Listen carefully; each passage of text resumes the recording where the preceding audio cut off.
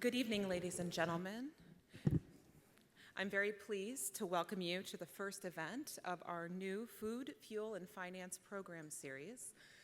My name is Lisa Moon. I'm the Vice President for Agriculture and Food at the Chicago Council on Global Affairs. First, I want to give a special thanks to the CME Group for their generous sponsorship of these lectures. To deliver our first lecture, we are really delighted to welcome Dr. Rajiv Shah back to the Chicago Council platform. As some of you may know, Dr. Shah joined the Chicago Council as a senior advisor earlier this year, and it's really a pleasure to have him in Chicago tonight. Before we begin, please note that we are live streaming tonight's program. We welcome social media and tweeting, but please silence your phones. The Chicago Council has an exciting agenda of programs in the coming weeks, and we encourage you to check out our website and hope that you'll be able to join us for several of those conversations. I also want to recognize the many students that we have in the audience tonight. We have representation from the Chicago High School for Agricultural Sciences, St. Ignatius, and Northwestern, so please give them a round of applause. We're excited to have them here. After Dr. Shah delivers his remarks, I'll come back up on the stage and we'll have a period of questions and answers. But first, to introduce Dr. Shah, I'm very pleased to invite Dan Glickman to the podium. Dan Glickman is the co-chair of the Chicago Council's Global Agricultural Development Initiative. He is also vice president of the Aspen Institute, and he, at one point in time, was the U.S. Secretary of Agriculture under President Clinton. Dan, welcome to the stage.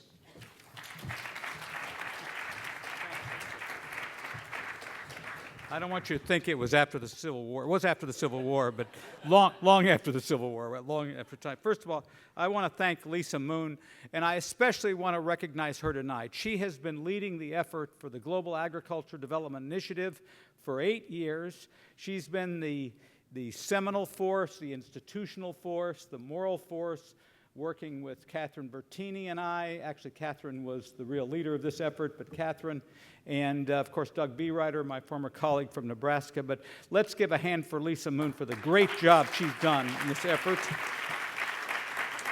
And she's not going far. She's going to be here in Chicago, also working on global food issues. So we know that we're going to be seeing her quite a bit. And I also am delighted to welcome Dr. Raj Shah, a friend of mine. Now, not only because we both got our BA from that famous school in Ann Arbor, the University of Michigan, a few here, okay, that's good. But anyway, but the fact of the matter is that he is a transformational force in the whole area of food and agriculture policy. He's worked, his bio is in front of you, the leadership at the Gates Foundation, the Department of Agriculture, and a transformational figure at USAID, the Agency for International Development, an agency often not known for transforming the world. And although it's done more good, obviously, than a lot of other places and a lot of other agencies of government have done, but Raj took that agency, transformed it, built relationships with the private sector, relationships with the corporate world, built relationships with the Republicans and Democrats on Capitol Hill, was one of the few people in the administration that was viewed as genuinely bipartisan and genuinely working for the good of the country. So it had a remarkable impact on health issues, on global food security issues, on development issues generally. And now he's out to do other things, which he may talk a little bit about. But his impact in this area cannot be overstated at all. It has had a dramatic impact. You go to countries in sub-Saharan Africa and Central America and South Asia, the work of Raj Shah can be seen everywhere in terms of making lives better for the poor, for working women, smallholder farmers. And so it's particularly important that he's here with us tonight, having left USAID not all that long ago. And his topic tonight has to do with the consequences of global food price volatility, which relates to global food security, political instability, national security. It impacts the United States very, very directly, and of course it impacts the lives of people all over the world. And I think Dr. Shah will describe global food prices have an impact way beyond the agriculture or food sectors of the economy in terms of food as scarcity drives conflict and resource competition and what we can do about it. and also in an era where technology continues to improve crop yields and expand cultivatable land. But, in the recent months, we've seen a kind of collapse in commodity prices after 3 or 4 years of the highest price rise probably since the Second World War. So you get all these factors together: volatility, supply chain changes and modifications, the nexus of nutrition, technology, markets, the environment. Understanding global food prices requires an increasingly complex equation. And it's a perfect time to be here. I wear many hats, but 2 hats I wear here are with the Chicago Council, which is, I've been privileged to be a part of this effort, and the Chicago Mercantile Exchange, the CME, where I am a director of. And of course, that is the leading futures exchange in the world. And its history was based on this issue of providing some stability during difficult and volatile food prices. I see my friend and colleague Leo Malamed in the front row, who's had probably the most to do with that organization. So any of it, without further ado, I want to introduce to you a great American and my friend, Dr. Raj Shah.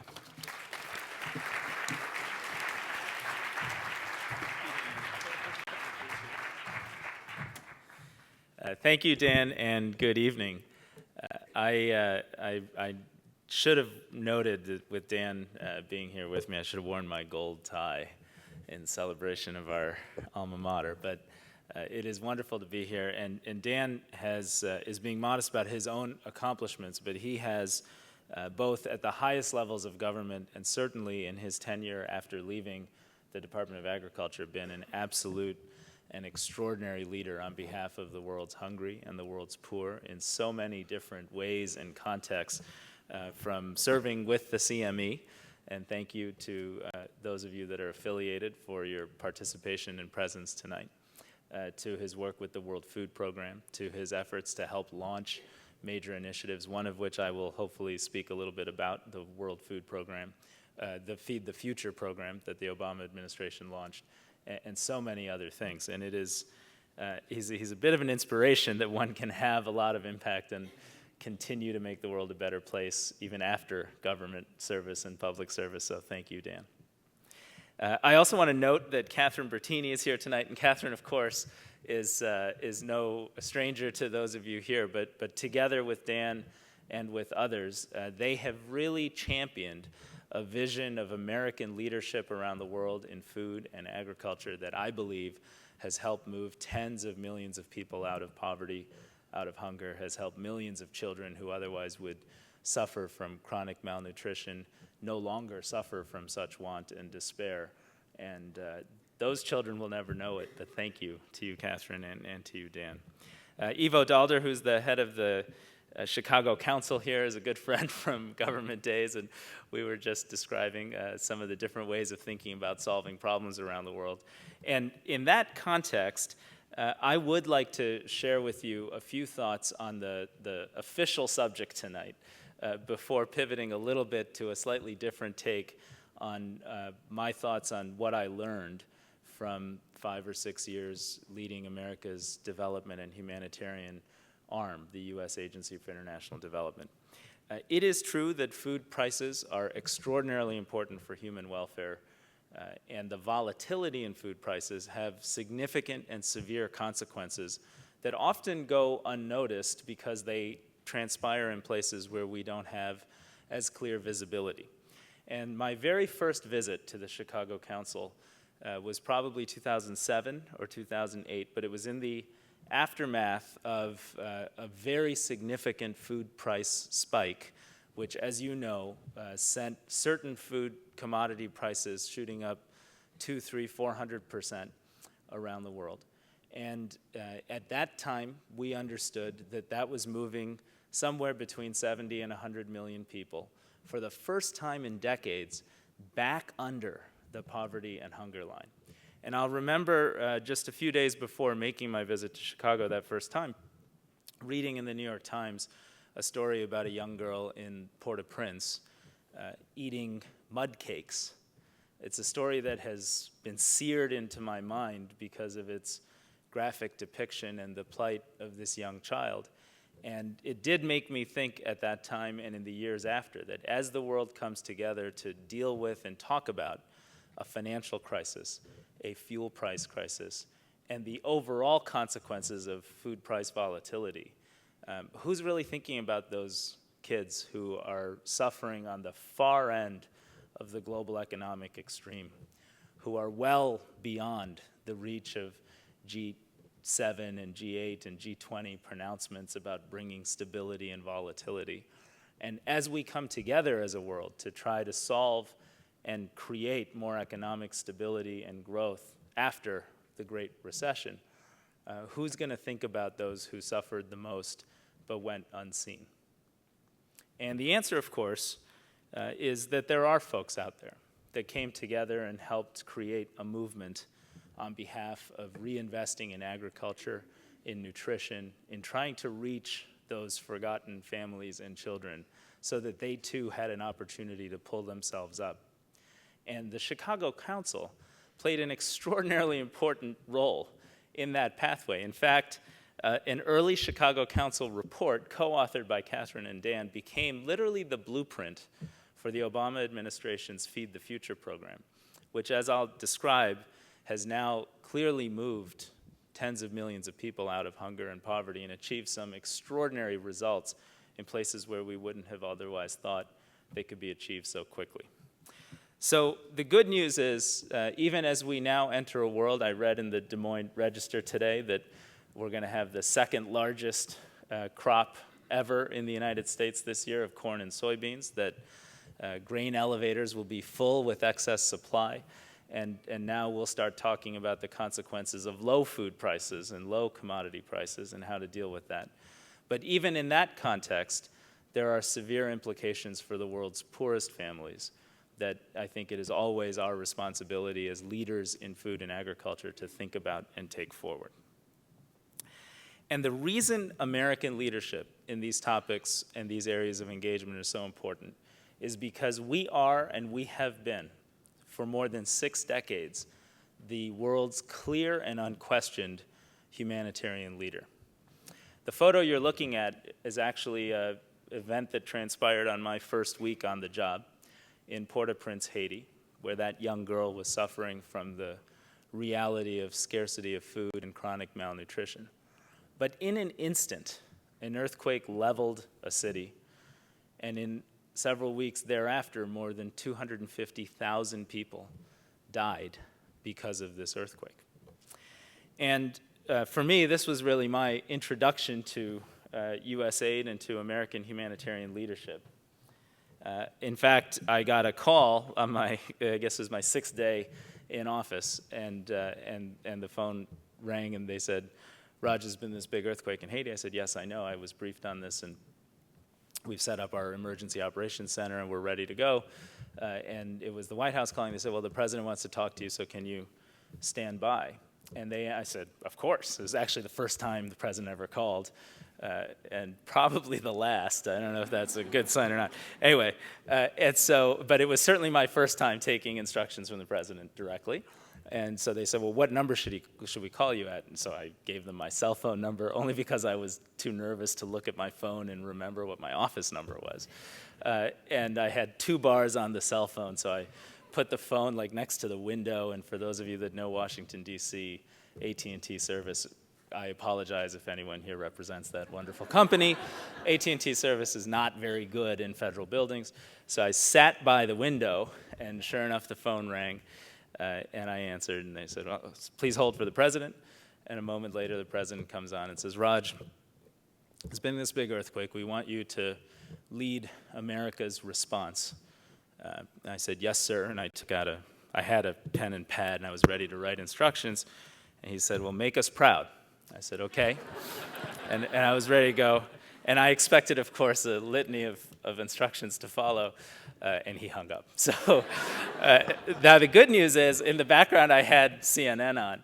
And then about a minute later, the president was in front of the cameras, and he said, "Well, I just spoke to Administrator Shah, and I have instructed him to do this, this, this, this, and this."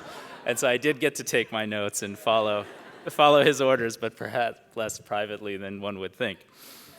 But I want to share this example because in the face of crisis, America leads. And in fact, we saw and mobilized the largest and most successful urban search and rescue program ever put together in the face of a crisis, saving hundreds of lives within the next 48 hours. Much more importantly than even that is over the course of 4 or 5 years, and in a difficult context where a lot of things didn't work, and no one knows that better than me, trust me. A lot of things didn't work, but a few things did. We stopped providing, we used to take American food to Haiti, call it a gift, sell it in the Haitian markets in a practice called monetization, take the money and give it to NGOs to do good things for people. What that ended up doing was depressing farm prices for families that depended on agriculture for their livelihood. We stopped that practice of monetization. We stopped providing traditional food aid and assistance in that context. Instead, we invested in agriculture. We invested in scientific partnerships with the University of Florida and others. We invested in reaching farmers in rice and other value chains in particular.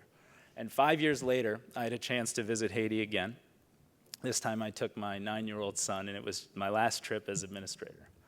And what I saw, despite all the bad news we've all heard over that time period, was astounding.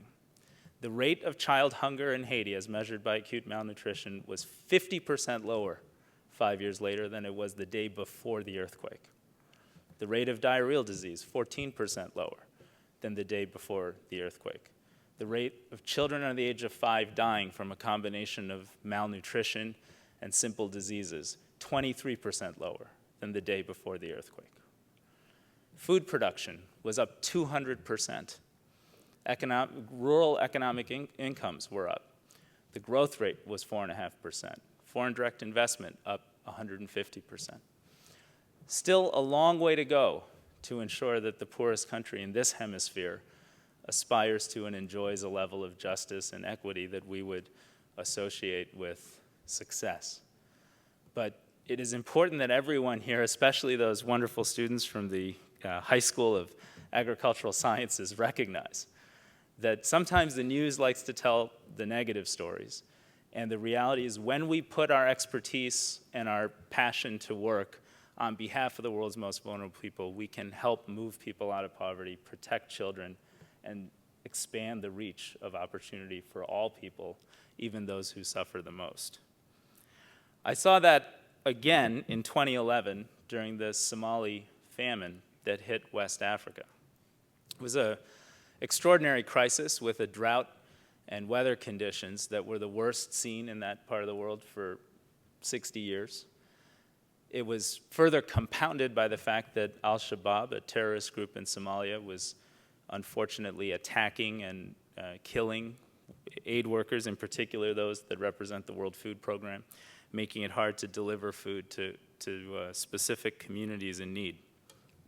This is a photo from a refugee camp at Dadaab in Kenya, which is at the Somali border, and women and children would walk 60, 70 kilometers to arrive at this site.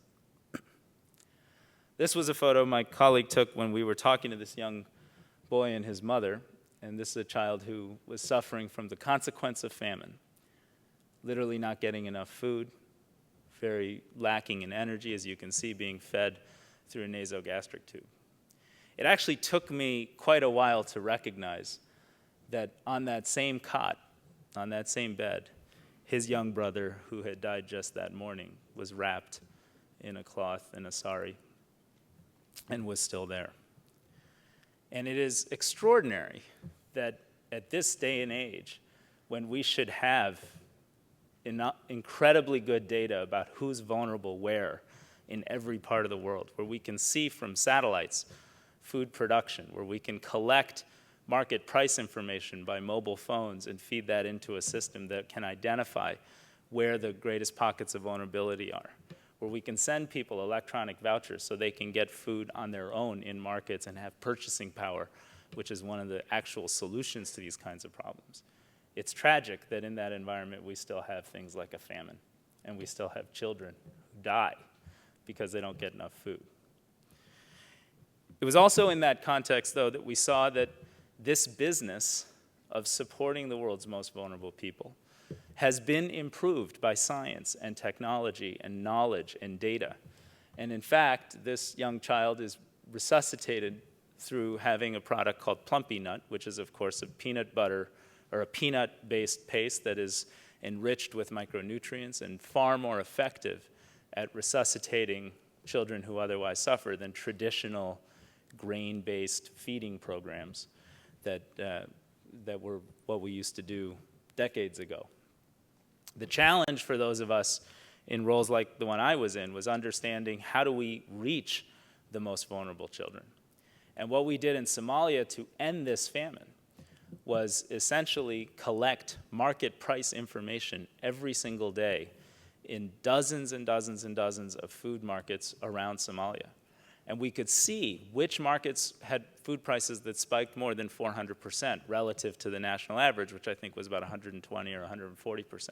And we knew that it was those places that had that extraordinary spike where families would be most vulnerable. So UNICEF and others put together voucher programs, reached specifically into those places. Cargill, Greg Page from Cargill, did an extraordinary leadership act. Turns out he had the closest ship with food to Mogadishu. So we called him and said, can you help? And he took the ship, $6 million worth of grain, put it at the port and gave it away to market traders. So between people having purchasing power with UNICEF vouchers, food in the hands of traders, they found a way to get into Shabab-controlled parts of Somalia and reach those who were afflicted by this famine. And the results speak for themselves.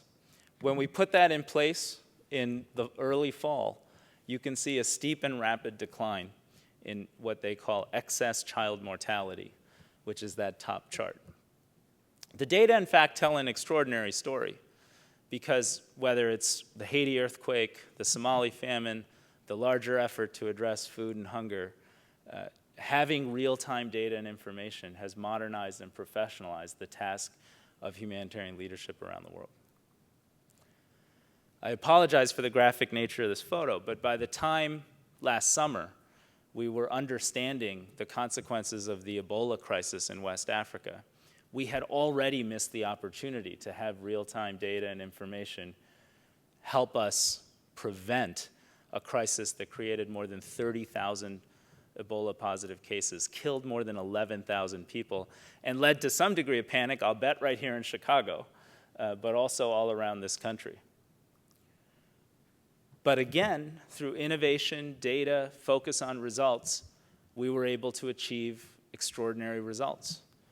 When we started accelerating the response, although we started way too late, we were able to do things like test the use of these burial teams that went in protective equipment, recognized that 70% of transmission of Ebola in that context were families hugging, kissing, and washing the bodies of deceased family members. These folks were so effective, 65 burial teams in Liberia that were stood up within 2 to 3 weeks. They were so effective that a lot of the Ebola treatment units that we built with the United States military that came online in December and January ended up being empty. And we had a conversation about it. This is a good thing, because these folks effectively made the Ebola crisis go away faster than anybody thought it would. We took American diagnostic technology to improve diagnostics for Ebola in that context. And we redesigned the protective equipment that health workers would wear, because it was health workers who were dying at the fastest rate, and you can't mount an effective pandemic response if all your health workers are dying in the process of trying to treat others. This was me, by the way, struggling with putting on the protective equipment in Sierra Leone, and there are 26 steps of doffing, of removing the equipment. If you screw up any one of the steps, you run the risk of infecting yourself, and I didn't quite get it right time and time again. And so when we got back, we said, well, let's bring innovation to the task. We brought together 30 companies, went out to a maker space in Arlington, Virginia, brought NASA and CDC and the Department of Defense together, redesigned the protective equipment, and created an Ebola-specific pandemic threat protection suit that's much, much easier, safer, and appropriate to use in that context. I share these because, once again, innovation and quick action resulted in a steep and substantiated decline in Ebola cases. And today, they just finished celebrating, I think, several months of being Ebola-free in Liberia and Sierra Leone. And I'm confident we'll get there in the last country that's still endemic, Guinea. It's important for us to recognize this as the backdrop for the fight against hunger. Because, as Dan pointed out in his opening comments, throughout our history, the idea that Americans should lead the fight against injustice around the world, should lead the fight against poverty, should lead the fight against disease, hunger, malnutrition, has been a bipartisan one. And I had the opportunity to be in the hold area with both President Obama and President Bush in Tanzania, and I was enterprising enough to suggest they take this one photo, which I thought would help me on Capitol Hill, although both asked that I not use it too much. But in all seriousness, one of the things that binds us as a country, and I know tonight is yet another hopefully entertaining Republican presidential debate, but one of the things that binds us as a country is the unabiding idea that American leadership around the world matters a great deal, that we can judge and test our own moral character through these leadership actions. And I'd argue that no such example is more profound than the fight against hunger around the world. The Chicago Council did, in fact, issue a landmark report that led to a program called Feed the Future.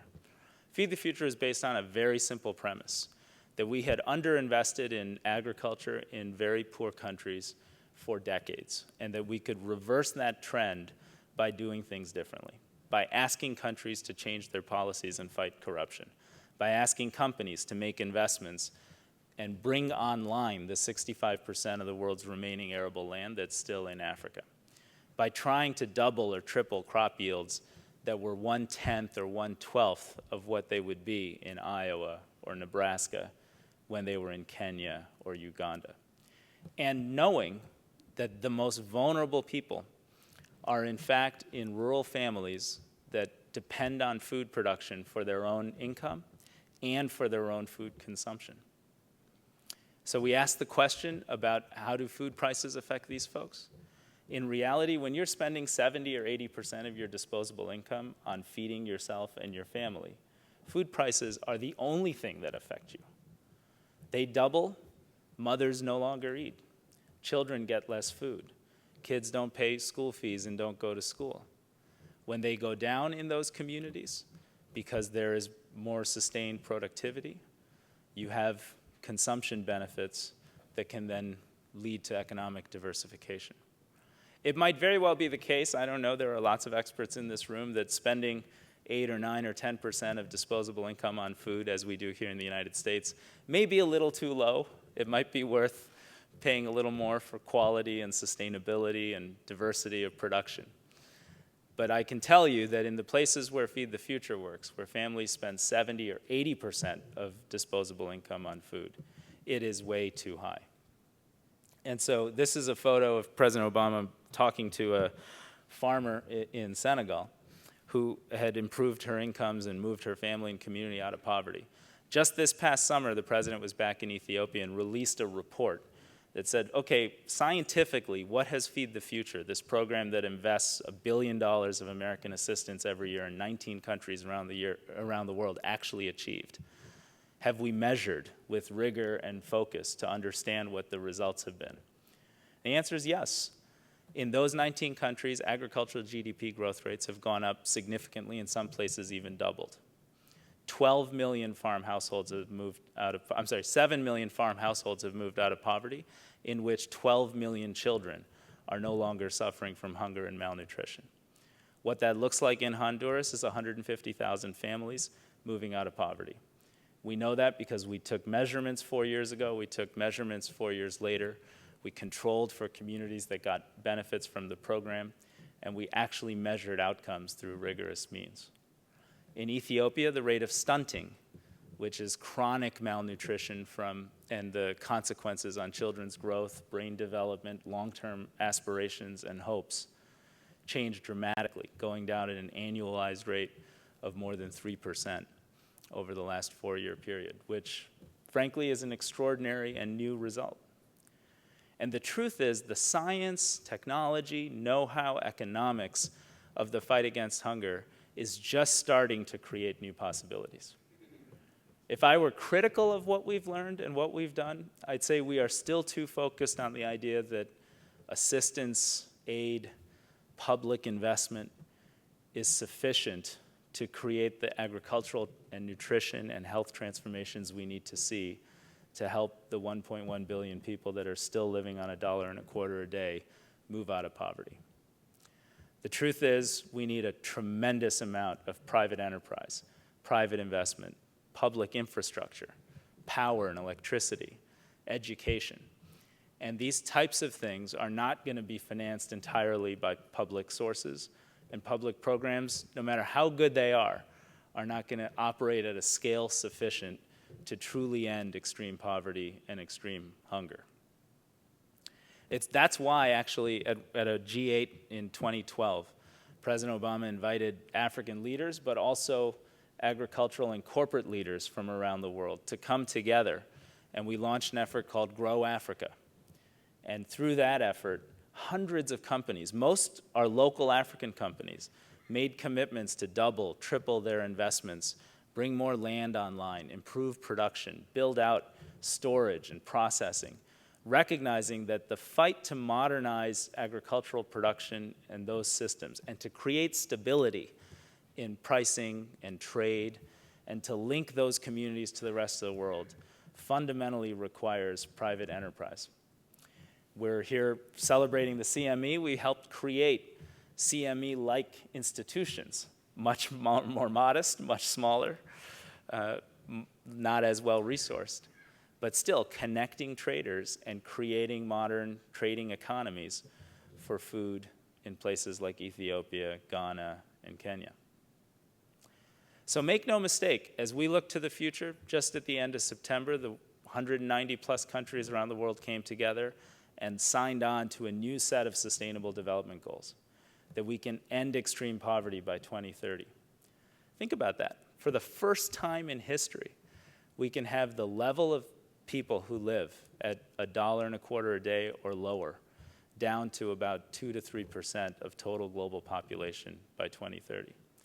We're not actually on path to achieve that objective right now. We have to be better at moving children out of malnutrition. We have to be better at fighting hunger and improving agricultural production. We have to be a lot better at building out electricity access for the 1.3 billion people that don't have it at all around the world. There are a lot of things we got to do better at. But the good news is, at the end of the day, we're Americans. We have helped lead this fight for decades, and we have gotten better. The science has created more opportunities. New agricultural technologies, new health technologies, new partnerships that are public and private have transformed what's possible.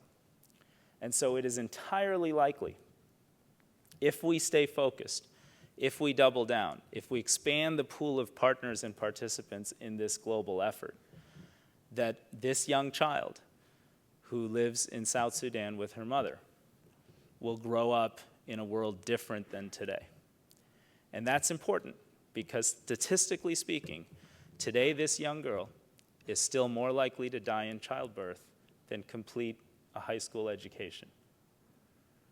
And for the future of our country, for the future of our global security, for the future of equity, we need to ensure that we do better than that. Thank you.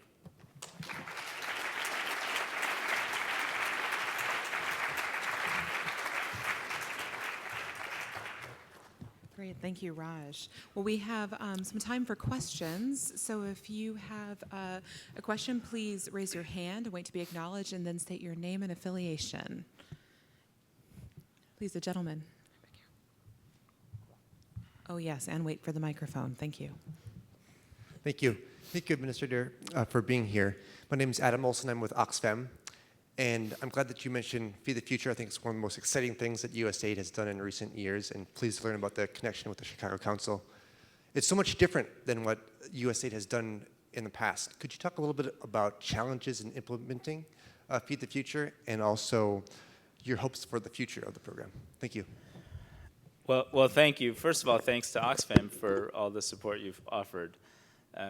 Dan started to mention this. We fundamentally approached the task of USAID differently over these last 5-6 years.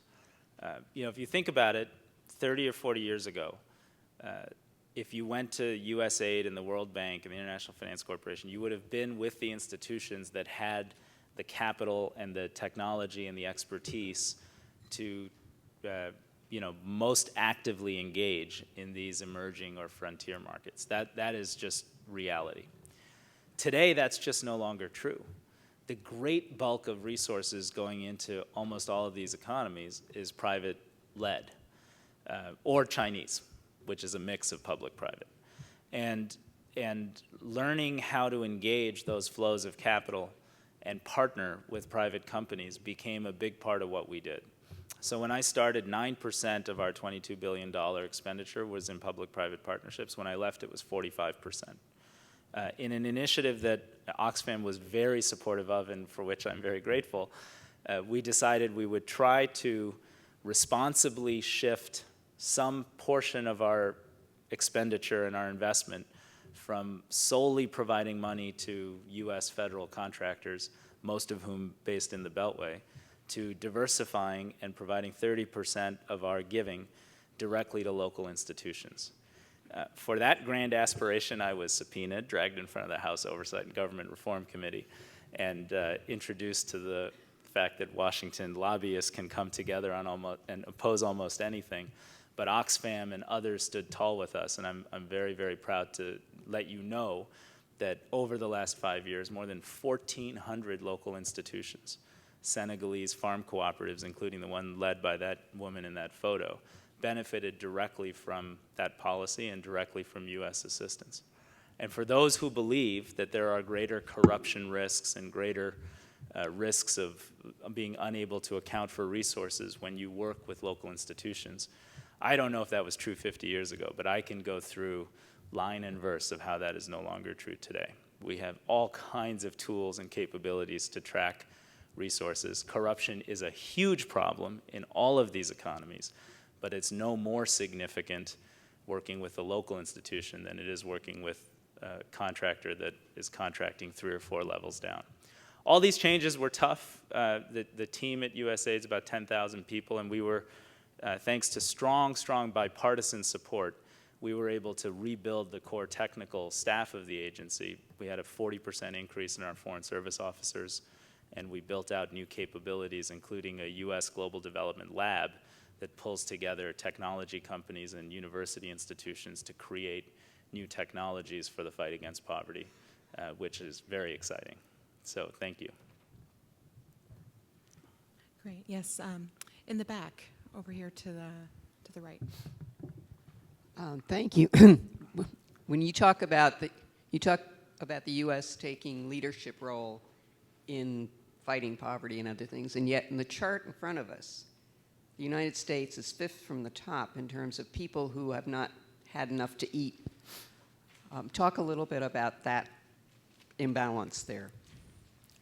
Well, it is an extraordinary imbalance. My wife runs the largest charter school in Washington, D.C., and it's about 12 minutes away from my house in Northwest D.C., which is, a nice part of town to live in. And so 12 minutes away, of 1,100 kids that go to school, 70% are on free and reduced lunch. More than half of those kids only get a breakfast if they come to school early and pick it up with one of their support program vouchers. And it is extraordinary that in Washington, D.C., 12 minutes from where we live, and probably not more than 15 minutes from the White House, you have an actual technical food desert where you don't have enough access to fresh vegetables, to appropriate food supply, and these kids are primarily surrounded by low quality, low nutrition foods. And it's just completely unacceptable, And that's why President Obama has had a very strong program to address improving food access in schools, improving the quality and nutritional quality of foods children get through the school lunch program, but also expanding the reach of food programs in this country. I will say this, I think there's a secondary issue that's not entirely about American children or families who don't have enough food in total, because that is a huge problem, but also the quality of food that we offer, in particular low-income communities. And it is extraordinary to see how difficult it is to get fresh vegetables and highly nutritious foods in some of these environments. It's also not surprising to anyone, but also extraordinary to note that almost all of the consumer marketing around what we should demand as healthy foods has either over time been proven wrong. You know, I grew up thinking Snackwells, I don't know if you remember Snackwells, were healthy because they were kind of like Oreos, but they were called Snackwell, and they had a little seal of health approval on them somehow. You know, we have to rethink the way we market food. We have to rethink the way we interact with the food system as consumers. We have to be more educated and more capable in that process. And it's really incumbent upon all of us. I mean, this is a community of people who lead food production, food trade, food marketing. We've got to do something very, very differently in this country, not just for those who are at the very bottom of the food ladder, but also for the vast majority of people who are still getting effectively bad nutrition and often think they're paying for and receiving something much better. Great. Next question. Can I say one more thing about that? I'm Of sorry. course, yes. So one more thing about that is because we've thought a lot. I mean, there's some of my friends, Sunil Sanghvi from McKinsey's here, others, and Prabhu Pingali, who is an expert at these things. We've thought a lot about how do you help children have more nutrition in other parts of the world as well.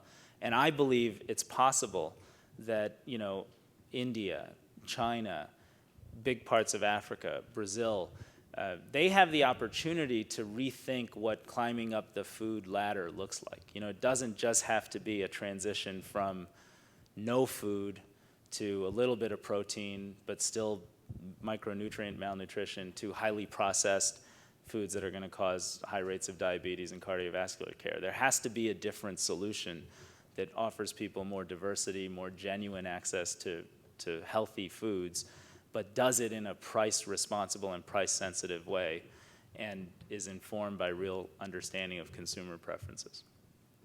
Really, really great comments and great question. Mr. Malamed from CME Group. I'm curious. It's no wonder that the U.S. has led this effort, and it is to their credit that they have, and of course that's the history that we proudly have. Could you mention any of the other countries that have lent a hand and have been outstanding, or at least to the extent that they could, helped in this effort, as well as what private sector companies could come to mind in your efforts that have taken this on seriously? Sure. Well, thank you. So first I'd say, while it is a great thing that the U.S. leads this effort, I don't want to be overly congratulatory. And here's why. You know, we spend $600 billion on our military every year. We spend $55 billion on our total State Department foreign operations, foreign assistance budget, of which we spend $1.2 billion on Feed the Future. So it is a five-fold increase over what we were doing in 2006, 7, and 8. But can a great country like the United States afford to do 2 or 3 times that amount if we're focused on results-oriented ways of moving people out of poverty, and doing that in places where we know achieving success will reduce the burden on our more military-oriented security responsibilities, like the 17 countries in Western Africa that, you know, constitute an increased threat and presence of U.S. military presence and spending. So I think there's a long way to go, and we made some progress. That's great. We're delivering results. That's great too. I would like to see a new consensus that America should project power around the world, maybe not equivalently from a resource perspective, but I think we have more to offer the world through these types of initiatives than a few $1 billion a year. With respect to other countries, I'll say the most important set of other countries are the recipients of this aid and assistance themselves. I mean, one of the trends over the last 15 years has been to identify and focus resources on those countries willing to make the policy reforms required to be successful. In agriculture, one of those reforms is a commitment to double their own spending on agriculture in specific and effective ways. And it's a long road, and it's a lot of hard work engaging with those country leaders. They have a lot of competing pressures for their expenditures. But having skin in the game and being committed is probably more important than getting foreign aid and assistance. Other donors that are very good, the United Kingdom has, in the midst of a significant downsizing of its military expenditures, actually increased to 0.7% of its total GDP, its spending on development initiatives like these. To put that in context, the United States is probably at 0.2728%. So we're still, as a percentage of GDP, very low relative to our peers. There's a movement in Europe, though, right now that I'm very worried about, Ivo's an expert in, where countries are becoming more inward. They're taking aid money that they used to spend on these things and spending it on absorbing refugees into their own countries and cutting dramatically their aid and assistance budgets. And that includes a lot of Scandinavian countries. The Italians have made a lot of commitments they haven't kept. The French have made commitments they haven't kept. Germany is one of the unique mainland Europe countries that has maintained its commitments in this space. Oh, and private companies. Look, I think private companies, large and small, can play a huge and critical role in this effort. And here's what we've learned working with private companies. If it's General Mills helping a small packaged food company in Malawi do stuff, I mean, I've been in the General Mills auditorium with Ken Powell, who's their wonderful CEO, and 400 or 500 of their staff, and they're like, all the executives are like lined up to meet the work teams that went to Malawi, went to Ghana, that did these special projects. They give these guys an award, everyone goes crazy and is excited.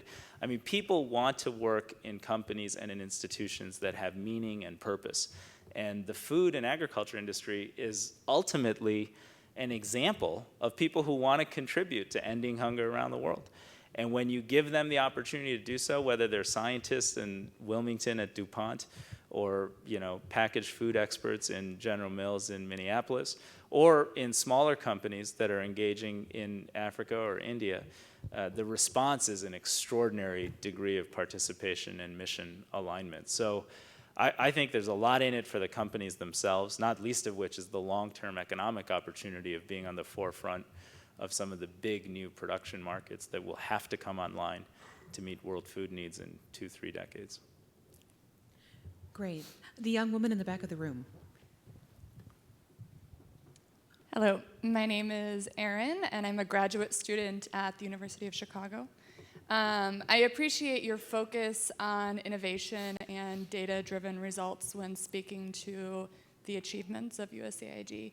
I wonder if you can speak a bit more on the data verification mechanisms to ensure data quality that inform these statistics and these achievements, especially in hard-to-reach places like Somalia during the famine, Central African Republic, South Sudan, et cetera. Well, as would be expected from a University of Chicago graduate student, that's an excellent question. Thank you. I suspect you might know the answer better than me. But look, I'll tell you this. I'm always amazed by this. When I started, I learned a little bit about our history as an institution. And one of the things USAID did decades ago, probably would know all about this, was create this demographic and health survey that every 5 years would roll through countries, and it would be a very broadly gauged panel survey that actually collected information. Actually, we created an app. You can go to the Apple App Store and look up DHS app. Download it, and if you ever want to just browse what contraceptive prevalence rates or girl education rates are in Senegal versus Guinea, you'll have it right at your fingertips, which is a useful party trick if you go to certain types of parties. But more importantly, the basic idea that we're just going to survey people by sending people into the field with clipboards and maybe now handheld devices is a super important but also a little bit antiquated method of collecting information in 2015. So the things I get most excited about are the combination of 2 or 3 different technologies that we've started to deploy over the last 5 to 10 years that I've seen just have really powerful impact. One is mobile phone data records and understanding mobility and connectivity based on those data records. You know, Africa has more mobile phones than per capita than any other part of the world. The explosion of penetration of that particular solution has been extraordinary, and it happened in 15 years and is by far and away the most transformational, differentiating feature of the last 15 years for people who live in poverty. The fact they all have phones means they can text in messages to centralized systems, share information amongst themselves, generate a lot of content that can then be mined for information about where they are. And there are some really innovative new efforts where, you know, you can collect photographs and use a large volume of collected photography to visualize food prices in certain markets, or to visualize, in one case, whether, you know, people were aggregating and congregating in front of Ebola treatment units and at the risk of infecting themselves, where otherwise you just wouldn't have that kind of visibility. Another great technology is photography, and now you're seeing really innovative new companies use better satellite photographic information coupled with image processing. And the reason, for example, they were able to eliminate polio from Nigeria, which nobody thought they would be able to do, was because, you know, no one knew what the actual census was in northern Nigeria. You couldn't target households that were like the last remaining households that hadn't been receiving polio vaccination. So the Gates Foundation and USAID and the Polio Eradication Initiative put in place a system that allowed for advanced image processing and a huge collection effort on aerial and satellite-based photography to conduct a census of northern Nigeria, to identify where Rotarians had not yet swept through to do immunization campaigns. As a result, they reached every house. They eliminated polio from northern Nigeria. The very people who did that and the very emergency operations center that ran that program then successfully traced 18,000 contacts of the people who had Ebola in Nigeria. And when the world thought we might have a point of extraordinary transmission, they shut it down. And they did it with actual real-time data. I'll tell you, this Ebola crisis, you know, it was a mess when we were trying to fight Ebola, because, you know, all the data was like modeled quasi-academic stuff. It was, oh, we think there are a bunch of cases, and they're suspected, probable, and likely, all these terms that very smart epidemiologists use to mean we don't really know if they're positive or negative. And the big turning point was when we sent a team of epidemiologists into Liberia along with these labs, and you started to get rapid, real-time diagnostic information. And every day, you would get a spreadsheet that said there's a positive case in Bong County in Liberia, and here's where it is. The minute you have that real-time data, you now have information that the US military, CDC, USAID, it's thousands of partners on the ground, can then go after and resolve. And the amount of innovation that took place in fighting Ebola accelerated dramatically, and you saw what happened on the chart. So I'm a huge believer that real-time data and information is probably the key thing to help us actually live up to the global commitment that we can end extreme poverty by 2030. Great. Next question. Yes, the woman in the second row up here.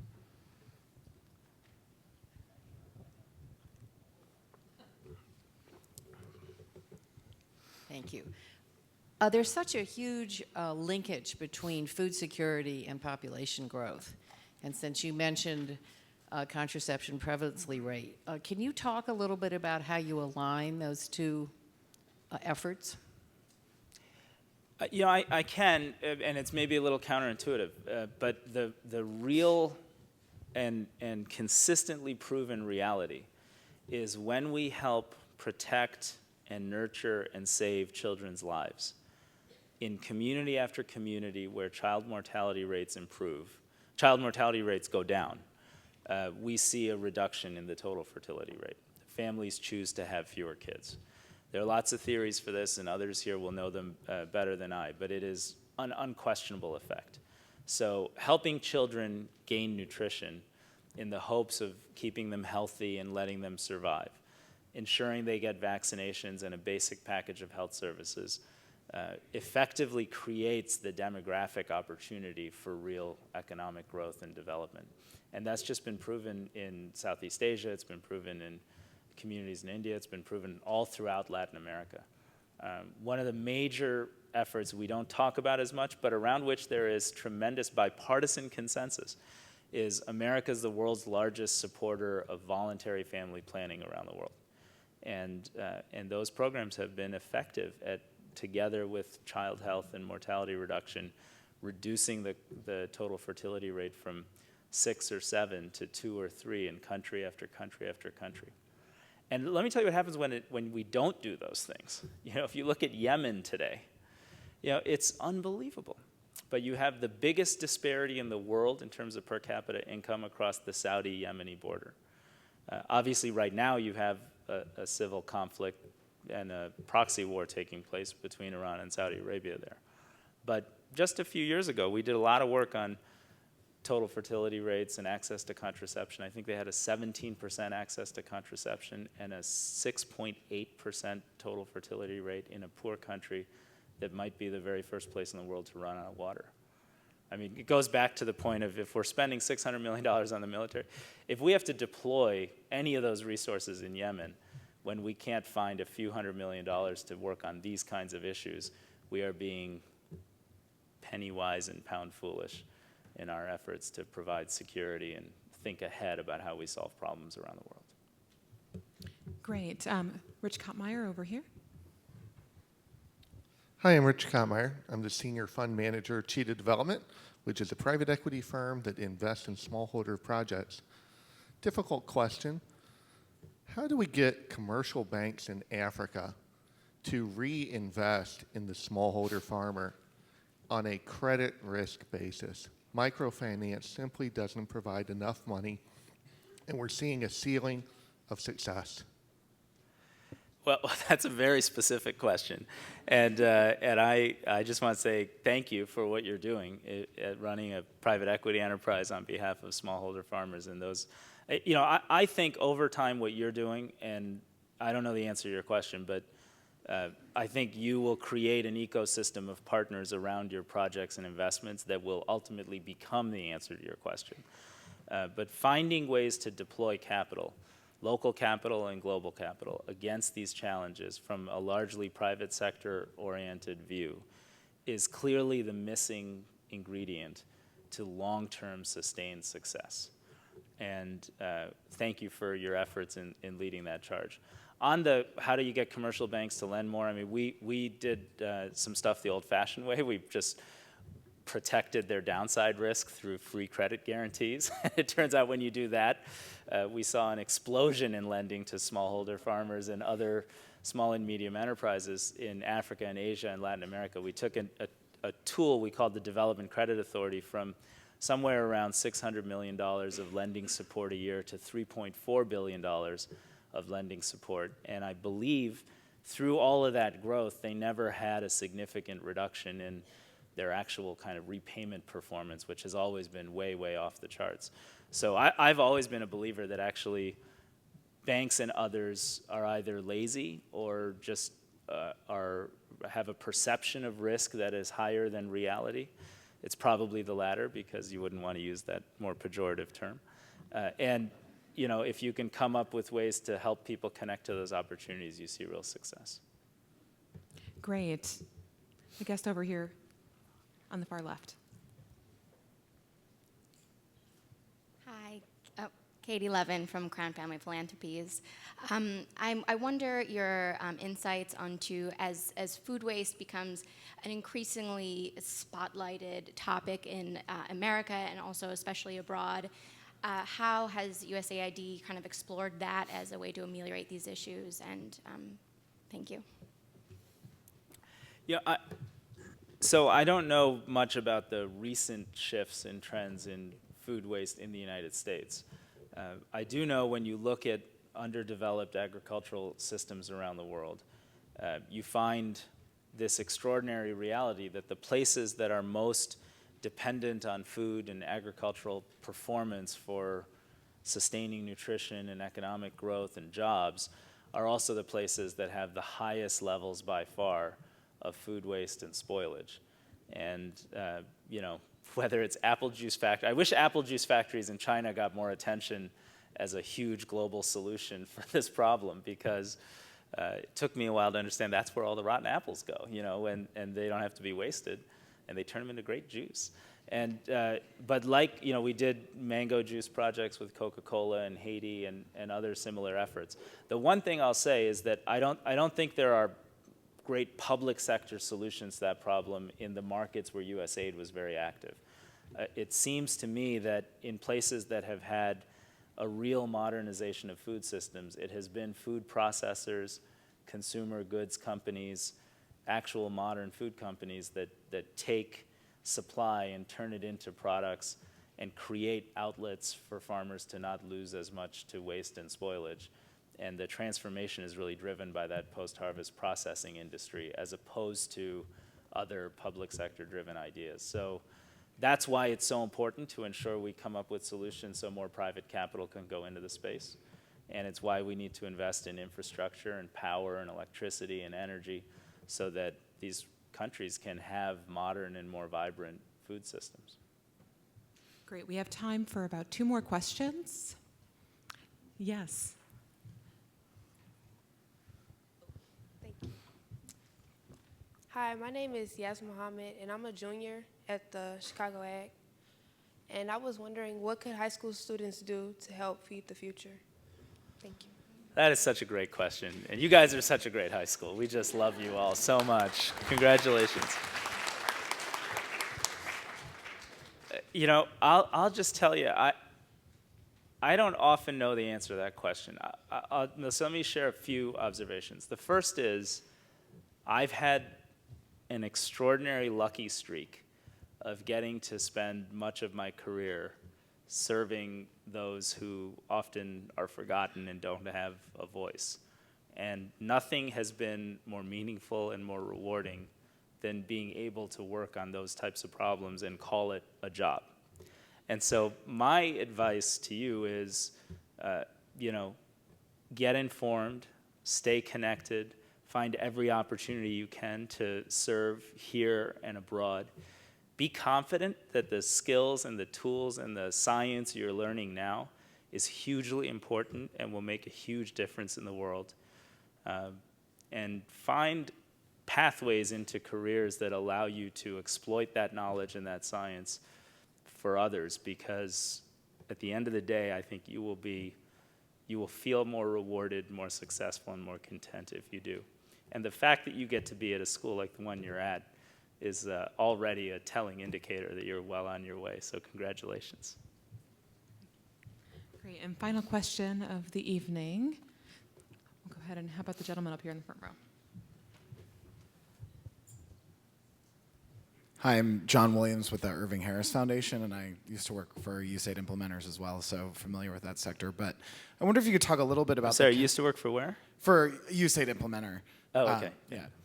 I wonder if you could talk about the connection, if any at all, between Feed the Future and Power Africa, and how there could be some synergy between the electricity issue as well as the Feed the Future issues. Well, thank you for that question. The Power Africa initiative was part of the question. I should just explain that during the first term, every time President Obama or myself or others, Secretary Clinton, had a chance to meet with leaders from countries where USAID did its work, one of the first things they would ask for was help with access to power and electricity. And the reality is it is very hard to attract businesses, investment, jobs, even create these juice factories that I'm so excited about, if you can't turn on the lights. And there are still 1.3 billion people around the world that live without access to power. And a lot of us in the development space hadn't paid too much attention to this problem, because when the Bretton Woods institutions were created, those were the institutions that invested in power plants and power projects. Then that fell out of favor for a variety of reasons, and it largely became an activity the Chinese Development Bank took on for 15 years. And when we created Power Africa, the idea was America is going through a power renaissance right here at home. And American capital, American economic standards, American technologies, and American companies could come together, invest in these countries, build out modern infrastructure, benefit from those investments, and leave a legacy of true growth and access to the modern economy for billions of people. And that's an initiative that I'm proud to report has been very successful. The president has, I think, tripled the goals and targets that we originally set, because we are seeing a thirst around the world for partnership with American companies and American investors, and a willingness to protect private investment capital. Why this is so important in the context of food and hunger, I have come to learn that you can only make so much progress if you're operating in the dark and if you don't have roads and modern infrastructure. You can help people move out of a condition of extraordinary deprivation, but it's hard to create that ladder of real human opportunity without engaging more fully. And the fact that the task of building out power systems in, say, Africa and India is a task that might cost $2 trillion over the next few decades is one that ultimately proves you have to do it with private capital, with real protections for that capital, and with a real fight against corruption and bad policy. So I think all these things come together and create an opportunity to live up to the goals we've set. We've set the goal as a global community that if we can have a world without hunger, we believe we will be safer and more secure. And I've been to places in Yemen and Somalia and the Sahel where I know that that's true. We've set the goal that if we can have people having access to power and modern economic opportunity, we can be a safer and more secure country with more economic vitality and growth opportunities for us as Americans. And we know that that is true. We've set the goal that it is now possible to end the 6.5 million children who this year will die, most from simple diseases, simple diarrhea, pneumonia, malaria. We know how to solve these things. It's pennies per dose to get them the diagnostics, the drugs, the vaccines that will save those lives. And we should use every tool in our disposal, as we did with polio in northern Nigeria, to end that reality and to create a safer planet. And we can do all of this while addressing the needs of a changing climate and an increasingly interconnected world.